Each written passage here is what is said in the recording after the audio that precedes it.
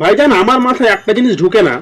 যখন আমি বিয়ের জন্য মেয়ে দেখতে যাই, তখন তার প্রথমে একবার আওয়াজ শুনে মনে হলো তার আওয়াজ রেডিওর থেকে কম, তার গলা বেরোচ্ছে না।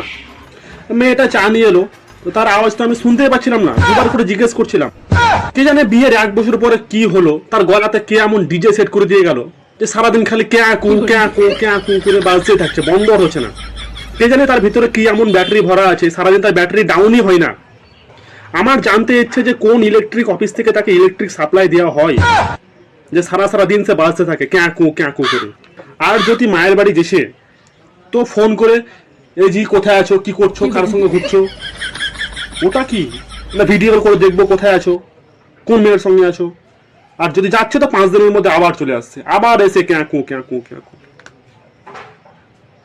মানুষ বলবে তো বলবে কি, করবে তো করবে কি, একটা লিমিট থাকে সব কিছুর তো।